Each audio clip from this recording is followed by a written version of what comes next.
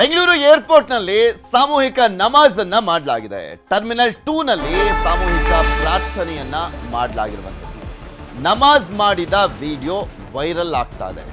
Bengaluru airport terminal 2 ನಲ್ಲಿ ಸಾಮೂಹಿಕ ಪ್ರಾರ್ಥನೆಯನ್ನ ಮಾಡಲಾಗಿದೆ.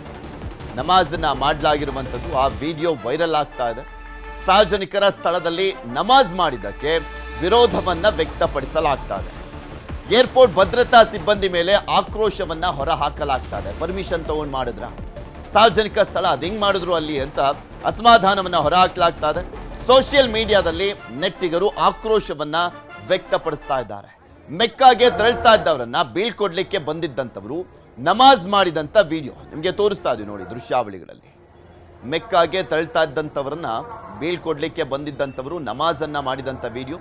ಏರ್ಪೋರ್ಟ್ ಒಳಭಾಗದಲ್ಲಿ ಪ್ರಯಾಣಿಕರಿಗೆ ಪ್ರಾರ್ಥನಾ ಕೊಠಡಿ ಅಂತ ಇರುತ್ತೆ. ಆಲ್ಮೋಸ್ಟ್ ಎಲ್ಲ ಅಂತಾರಾಷ್ಟ್ರೀಯ ವಿಮಾನ ನಿಲ್ದಾಣದಲ್ಲಂತೂ ಇದ್ದೇ ಇರುತ್ತೆ ಪ್ರೇಯರ್ ರೂಮ್ ಅಂತ. ಅಲ್ಲಿ ಮಾಡೋದು ಬಿಟ್ಟು ಸಾರ್ವಜನಿಕ ಸ್ಥಳದಲ್ಲಿ ಹೇಗೆ ಮಾಡಿದ್ರು ಅನ್ನುವಂಥದ್ದೇ ಆಕ್ರೋಶಕ್ಕೆ ಕಾರಣ ಆಗಿರುವಂಥದ್ದು.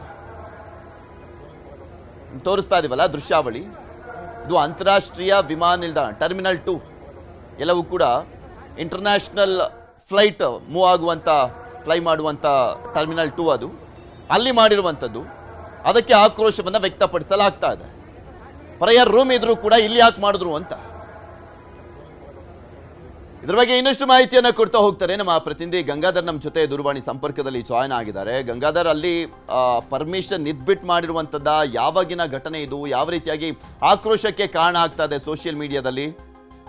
ಪೃಥ್ವಿರಾಜ್, ಪ್ರಮುಖವಾಗಿ ಇದು ಸೋಷಿಯಲ್ ಮೀಡಿಯಾದಲ್ಲಿ ವಿಡಿಯೋ ವೈರಲ್ ಆಗ್ತಾ ಇರುವಂತದ್ದು. ಆದ್ರೆ ಯಾವತ್ತು ಈ ವಿಡಿಯೋವನ್ನ ಅಲ್ಲಿ ಟರ್ಮಿನಲ್ 2 ಅಲ್ಲಿ ಮಾಡಿದ್ದಾರೆ, ಅಂದ್ರೆ ಅಲ್ಲಿ ಪ್ರಾರ್ಥನೆಯನ್ನ ಮಾಡಿದ್ದಾರೆ ಅನ್ನೋದ್ರ ಬಗ್ಗೆ ಸ್ಪಷ್ಟವಾದಂತ ಮಾಹಿತಿ ಇಲ್ಲ. ಆದ್ರೆ ಈಗ ಸೋಷಿಯಲ್ ಮೀಡಿಯಾದಲ್ಲಿ ಆ ಬಗ್ಗೆ ನೆಟ್ಟಿಗರೆಲ್ಲರೂ ಕೂಡ ಆಕ್ರೋಶವನ್ನು ವ್ಯಕ್ತಪಡಿಸ್ತಾ ಇರುವಂತದ್ದು.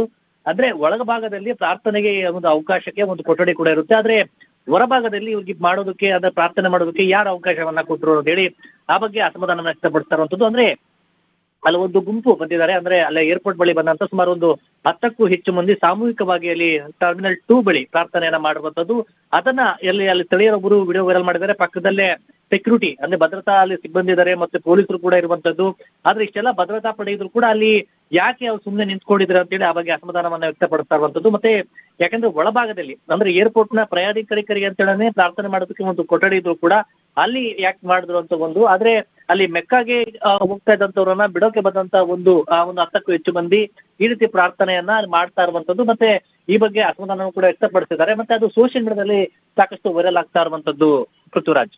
ಅಲ್ಲ, ಈಗ ಮೆಡಿಟೇಷನ್ ರೂಮ್ ಅಥವಾ ಪ್ರೇಯರ್ ರೂಮ್ ಅಂತ ಇರುತ್ತೆ, ಅಲ್ಲಿ ಇದ್ದೂ ಕೂಡ ಇವರು ಹೊರಗಡೆ ಬಂದು ಮಾಡ್ತಾ ಇದ್ದಾರೆ ಅನ್ನುವಂಥದ್ದು ಸಹಜವಾಗಿ ಆಕ್ರೋಶಕ್ಕೆ ಕಾರಣ ಆಗಿರುವಂಥದ್ದು. ಆದರೆ ಇದು ಯಾವಾಗಿಂದು ಏನು ಎತ್ತ ಅನ್ನುವಂಥದ್ರ ಬಗ್ಗೆ ಅಂತೂ ಏನು ಕ್ಲಾರಿಟಿ ಸಿಕ್ಕಿಲ್ಲ ಸದ್ಯಕ್ಕೆ. ಬರೀ ವೈರಲ್ ಆಗಿದೆ, ಅದಕ್ಕೆ ಕಮೆಂಟ್ಸ್ಗಳು ಹೋಗ್ತಾ ಇದೆ ಅಷ್ಟೇ ಕೂಡ ಪೃಥ್ವಿರಾಜ್. ಯಾಕಂದ್ರೆ ಅದು ವಿಡಿಯೋವನ್ನ ಬಿಜೆಪಿ ವಕ್ತಾರರೊಬ್ಬರು ಪೋಸ್ಟ್ ಮಾಡಿ ಅದನ್ನ ಎಕ್ಸ್ ಅಲ್ಲಿ ಅಸಮಾಧಾನವನ್ನ ವ್ಯಕ್ತಪಡಿಸ್ತಾ ಇರುವಂತದ್ದು. ಪ್ರಾರ್ಥನೆಗೆ ಅವಕಾಶವನ್ನ ಒಳಗಡೆ ಕೊಟ್ಟಿದ್ರು ಕೂಡ ಈಗ ಹೊರಾಂಗಣದಲ್ಲಿ ಅಲ್ಲಿ ಸೆಕ್ಯೂರಿಟಿ ಬಂದೋಬಸ್ತ್ ಸಾಕಷ್ಟು ಮಂದಿ ಇರ್ತದೆ. ಆದ್ರೆ ಅಂತ ಸಂದರ್ಭದಲ್ಲಿ ಇವರು ಸಾಮೂಹಿಕವಾಗಿ ಪ್ರಾರ್ಥನೆ ಮಾಡುವಂತಹದ್ದು ಯಾಕೆ, ಅಲ್ಲಿ ಅವಕಾಶ ಕೊಟ್ಟಂತವ್ರು ಯಾರು ಅನ್ನೋದ್ರ ಬಗ್ಗೆ ಪ್ರಶ್ನೆಯನ್ನ ಮಾಡಿ ಆ ಬಗ್ಗೆ ಅಸಮಾಧಾನವನ್ನ ಆಕ್ರೋಶವನ್ನ ವ್ಯಕ್ತಪಡಿಸ್ತಾ ಇರುವಂತದ್ದು.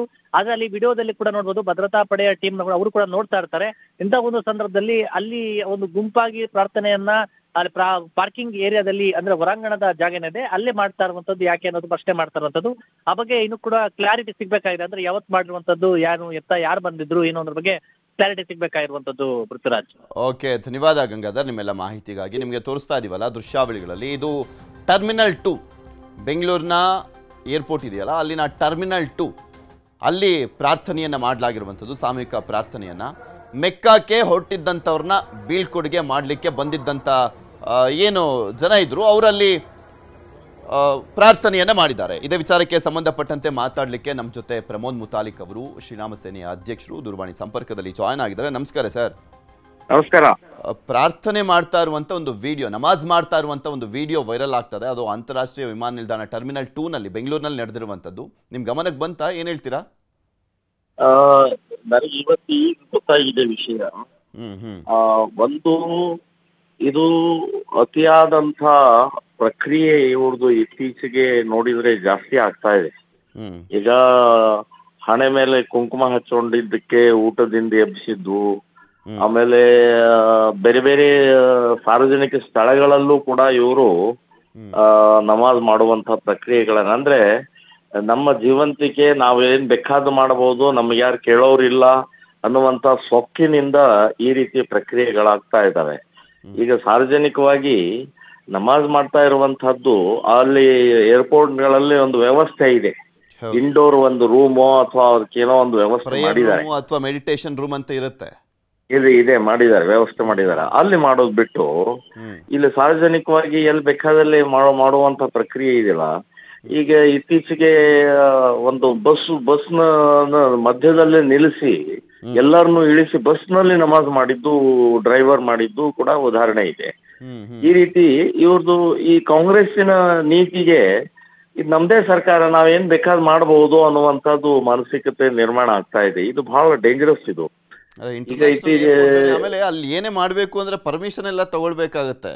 ಅಲ್ಲಿದ್ದಂತ ಸೆಕ್ಯೂರಿಟಿ ಅವರು ಕೂಡ ಸುಮ್ಮನಿದ್ರ ಅನ್ನುವಂತ ಪ್ರಶ್ನೆಗಳು ಕೂಡ ಉದ್ಭವ ಆಗುತ್ತೆ. ಇಲ್ಲಿ ಏನಿಲ್ಲ, ಒಮ್ಮೆಲೆ ಅವರು ಒಂದು ಇದನ್ನ ಹಾಸಿ ಸ್ಟಾರ್ಟೇ ಮಾಡ್ಬಿಡ್ತಾರ ಅವರು. ಅದಕ್ಕೆ ಏನಾದ್ರು ಸ್ವಲ್ಪ ಅಲ್ಲಿಗೆ ಅಧಿಕಾರಿಗಳು ಅಲ್ಲಿ ಇವ್ರು ಯಾರಾದ್ರು ಮಾಡಿದ್ರೆ ಗಲಾಟೆ ಸ್ಟಾರ್ಟ್ ಆಗುತ್ತೆ. ಹೀಗಾಗಿ ಹೆದರ್ತಾರೆ. ಆ ದೃಷ್ಟಿಯಿಂದ ನಾನು ಹೇಳೋದು ಇವರು ಈ ರೀತಿ ಪ್ರವೃತ್ತಿ ಮಾನಸಿಕತೆ ಇದೆಯಲ್ಲ, ತಮ್ಮ ಅಸ್ತಿತ್ವ ತೋರ್ಸಕ್ಕಿದು, ಹೆದರ್ಸಕ್ಕಿದು, ಇದೊಂದು ರೀತಿಯ ಭಯೋತ್ಪಾದನೆ.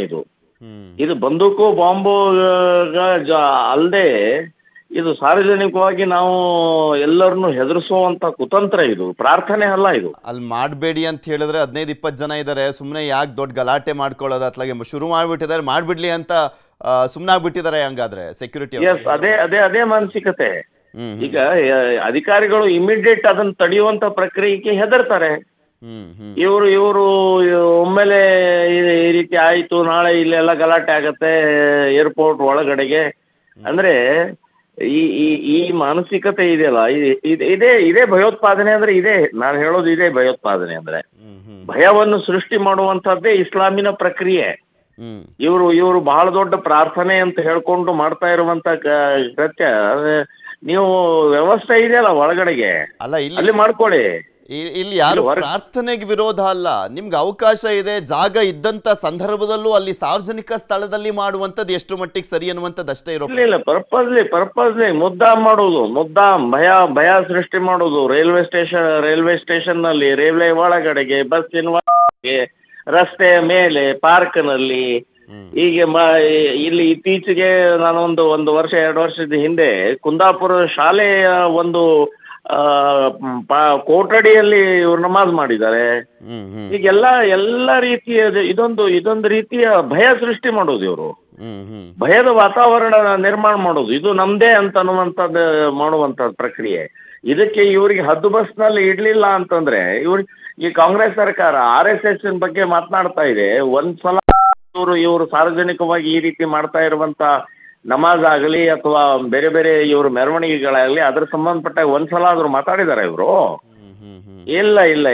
ಇವ್ರು ಇರೋದೇ ಮುಸ್ಲಿಮರಿಗೋಸ್ಕರ ಅಂತ ಅನ್ನುವಂತ ಕಾಂಗ್ರೆಸ್ ಇವತ್ತು ಸಿದ್ಧಪಡಿಸ್ಬಿಟ್ಟಿದೆ. ಹಾಗಾಗಿ ಈ ರೀತಿಯ ಪ್ರವೃತ್ತಿ ಇವತ್ತು ಆದಂತ ಘಟನೆ ಏನಿದೆ, ಇದು ಖಂಡನೀಯವಾದ್ದು. ಇಮ್ಮಿಡಿಯೇಟ್ ನಾನು ಹೇಳೋದು ಕ್ರಮ ತಗೊಳ್ಬೇಕು. ಅವ್ರ ಮೇಲೂ ಕ್ರಮ ತಗೊಳ್ಬೇಕು, ಮತ್ತು ಅದನ್ನು ನೋಡ್ಕೊಂಡು ಸುಮ್ಮನೆ ಇದ್ದಂತ ಅಧಿಕಾರಿಗಳ ಮೇಲೂ ಕ್ರಮ ತಗೊಳ್ಬೇಕು. ಯಾಕೆ ಸುಮ್ಮನೆ ಇರ್ತೀರಿ ನೀವು? ನಾಳೆ ಹಾಗಾದ್ರೆ ನಾವು ಕೂತ್ಕೊಂಡು ಭಜನೆ ಮಾಡ್ತೀವಿ ಅಲ್ಲಿ. ಏನ್ ಈ ರೀತಿ ವಿಚಿತ್ರವಾದಂತ ನಿಮ್ಮ ನಿಯಮವನ್ನ ಅಲ್ಲಿ ಪಾಲಿಸ್ಕೊಂಡು ಸರಿಯಾಗಿ ಹದ್ದು ಬಸ್ನಲ್ಲಿ ಅವಕಾಶ ಕೊಟ್ಟಿದ್ದೀರಾ, ನಮಗೂ ಕೊಡಿ. ಹಂಗಾದ್ರೆ ನಮಗೆ ಯಾಕೆ ನಾವು ಮಾಡಬಾರ್ದಾ ಅನ್ನುವಂತ ಪ್ರಶ್ನೆಗಳು ಉದ್ಭವ ಆಗ್ತಾ ಹೋಗುತ್ತೆ ಈಗ. ಹೌದು, ನಾಳೆ ಭಜನೆ ಮಾಡ್ತೀವಿ ನಾವು. ಹಾಗಾದ್ರೆ ನಾಳೆ ಅಲ್ಲೇ ನಾವು ಪೂಜೆ ಮಾಡ್ತೀವಿ, ಹೋಮ ಹವನ ಮಾಡ್ತೀವಿ. ಇದಕ್ಕೆ ಅವಕಾಶ ಕೊಡ್ತೀರಿ ಹಾಗಾದ್ರೆ? ಈ ರೀತಿ ವಿಚಿತ್ರವಾದಂತ ಇವತ್ತು ಮಾನಸಿಕತೆ ಇಸ್ಲಾಮಿನ ಇವರು ಬಹಳ ಗಂಭೀರವಾಗಿ ಯೋಚನೆ ಮಾಡಬೇಕಿದು. ನಮ್ಮ ಸರ್ಕಾರ ಅಧಿಕಾರಿಗಳು ಯೋಚನೆ ಮಾಡಬೇಕು, ಮತ್ತು ಮುಸ್ಲಿಂ ಮುಖಂಡರು ಕೂಡ ಇದನ್ನ ಪ್ರಾರ್ಥನೆ ಏನು, ಯಾತಕ್ಕೋಸ್ಕರ ಪ್ರಾರ್ಥನೆ? ಶಾಂತಿ, ಸಮಾಧಾನ, ನಮಗೆ ಒಂದು ನೆಮ್ಮದಿ ಸಿಗ್ಬೇಕು ಅನ್ನುವಂಥದ್ದು. ಈ ರೀತಿ ಭಯ ಸೃಷ್ಟಿ ಮಾಡೋದು ಪ್ರಾರ್ಥನೆ ಅಲ್ಲ. ಇದು ನಿಮಗೆ ವ್ಯವಸ್ಥೆ ಇದೆ. ಹೌದು, ಆಗ್ಬಾರ್ದು ಪ್ರಾರ್ಥನೆ ಅನ್ನೋದು ತೋರಿಕೆ ಅಷ್ಟೇ ಅಲ್ಲ, ಭಯ ಸೃಷ್ಟಿ ಮಾಡೋದು. ನಾವು ಇಷ್ಟು ಜನ ಇದೀವಿ ಇಲ್ಲಿ, ನಾವು ಮಾಡ್ತೀವಿ, ನಿಮ್ದು ಯಾವ್ದು ಕಾನೂನು ನಡೆಯಲ್ಲ. ಇದೇ ಮಾನಸಿಕತೆ ಇವ್ರದು. ಹೀಗಾಗಿ ಬೆಳಗಿನ ಜಾವ 5 ಗಂಟೆಗೆ ಪ್ರಾರ್ಥನೆ ಮಾಡ್ತಾರೆ. ಕಾನೂನು ಮೀರಿ ಮಾಡ್ತಾ ಇದ್ದಾರೆ. ಹ್ಮ್ ಹ್ಮ್ ಸುಪ್ರೀಂ ಕೋರ್ಟಿನ ಆಜ್ಞೆ ಉಲ್ಲಂಘನೆ ಮಾಡ್ತಾ ಇದ್ದಾರೆ. ಹ್ಮ್ ಹ್ಮ್ ಸಂವಿಧಾನ ಅವ್ರಿಗೆ ಲೆಕ್ಕಕ್ಕನೇ ಇಲ್ಲ.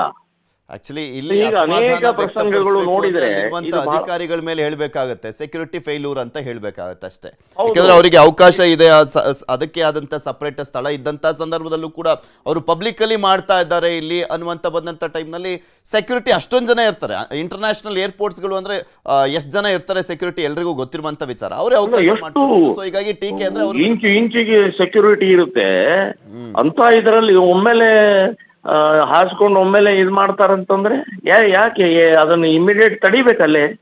ಇಲ್ಲ ಇಲ್ಲಿ ಮಾಡಂಗಿಲ್ಲ, ಅಲ್ಲಿ ವ್ಯವಸ್ಥೆ ಇದೆ, ಅಲ್ಲಿ ಒಳಗಡೆ ಹೋಗಿ ಅಂತ ಹೇಳ್ಬೇಕು ಅವ್ರಿಗೆ. ನಾನು ಹೇಳ್ತೀನಿ, ನಾನು ಬೆಂಗಳೂರಿನಲ್ಲೇ ಇದ್ದೀನಿ, ನಾನು ಏರ್ಪೋರ್ಟಿಗೆ ಹೋಗಿ ಅಲ್ಲಿ ಅಧಿಕಾರಿಗೆ ನಾನು ಕಂಪ್ಲೇಂಟ್ ಕೊಡ್ತೀನಿ. ನಾನು ಇದನ್ನ ಖಂಡಿಸಿ ನಾನು ಇಮಿಡಿಯೇಟ್ ನಾವು ಇದನ್ನ ಬಿಡಲ್ಲ. ಇದನ್ನ ಈ ರೀತಿ ಮಾನಸಿಕತೆ ಪ್ರವೃತ್ತಿಯನ್ನು ತಡೆಯುವಂತ ಪ್ರಕ್ರಿಯೆ ಆಗಬೇಕು ಅಂತನ್ನುವಂತ ಶ್ರೀರಾಮ್ ಸೇನೆ ಸಂಘಟನೆ ಆಗ್ರಹ ಮಾಡ್ತಾ ಇದ್ದಾರೆ.